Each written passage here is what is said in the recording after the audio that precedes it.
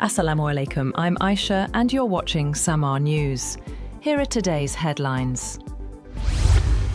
The Pakistan Army has given a decisive and full response to Afghan Taliban aggression in the Nushki sector, successfully hoisting the Pakistani flag at the Ghaznali post. According to security sources, more than 200 Taliban fighters and their allied terrorists have been killed, and many others injured since the night of October 11th to 12th. The Afghan Taliban abandoned the post, leaving behind weapons and equipment as they fled in disarray.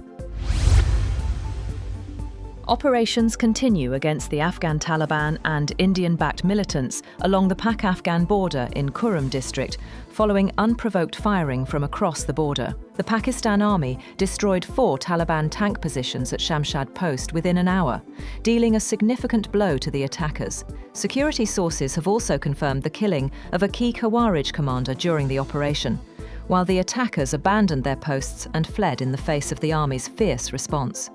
Earlier, the military targeted Taliban positions with precision strikes and set multiple posts ablaze. Exchanges of gunfire continued intermittently, while civilians from nearby areas are moving to safer zones amid fears of further escalation. The Pakistan Army has foiled attacks by Afghan Taliban and other terrorist groups in Chaman's Spin Boldak area. The terrorists launched early morning attacks at 3 different locations, which were repelled after effective retaliation.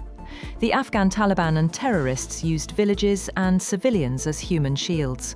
According to reports, 15 to 20 Afghan Taliban were killed in the retaliation. Aid trucks have rolled into Gaza as tensions eased over a dispute regarding the return of hostage bodies. Israel has also resumed preparations to reopen the Rafah crossing, which was shut during the standoff. Officials say Israel had warned of keeping Rafah closed and cutting aid supplies after accusing Hamas of delaying the return of remains, a move that briefly threatened to disrupt the fragile truce. US President Donald Trump has warned he's considering cutting some trade ties with China, specifically targeting cooking oil imports, even though analysts say those shipments have already dropped sharply over the past year. In a post on social media, Trump accused Beijing of deliberately hurting American soybean farmers, calling China's actions an economically hostile act. He said the US is weighing measures to terminate business with China involving cooking oil and other trade areas as possible retribution. Russia has carried out overnight drone strikes targeting Ukraine's power infrastructure, knocking out electricity in several regions, including the central Dnipropetrovsk area. Power grid operator Ukrenergo says supplies have been restricted in 7 regions, mostly in the east, while the state-run gas company confirmed that a thermal power plant was hit, though it did not specify which one. The International Monetary Fund has reached a staff-level agreement with Pakistan, paving the way for the release of $1.2 billion after approval from the fund's executive board. The IMF has praised Pakistan's recent economic progress, including its first current account surplus in 14 years. Iran has rejected President Trump's latest call for dialogue, accusing Washington of hostile and criminal behavior. Foreign Ministry says President Trump cannot claim to seek peace while backing strikes on Iran's nuclear sites. Tehran says it remains open to respectful diplomacy, but not under US pressure. The United Nations says several countries, including European and Arab nations, Canada and the US, are willing to help fund Gaza's $70 billion reconstruction. The 2-year war has left behind 55 million tons of rubble, while the UN estimates it could take decades to rebuild. Pakistan has been elected to the United Nations Human Rights Council for the 2026 to 2028 term, with a strong majority. The election at the UN General Assembly reaffirms Pakistan's role as an active voice on global human rights issues. The European Union has sought US and G7 support to counter China's new export curbs on rare earth minerals. EU Trade Chief Maros Sefcovic called the move a critical concern and said ministers are exploring joint action. China's controls have already triggered global supply fears and a sharp market reaction after President Trump threatened 100% tariffs.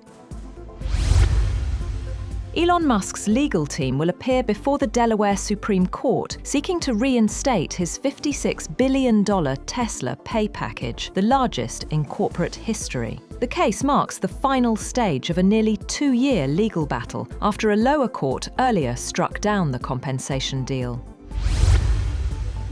Apple CEO Tim Cook has announced plans to increase investment in China during a meeting with the country's industry minister in Beijing. The decision comes at a time when many US companies are growing cautious amid rising trade tensions between Washington and Beijing. The two economic giants remain divided over tariffs and manufacturing policies, while US President Donald Trump continues to push for bringing production back to the United States.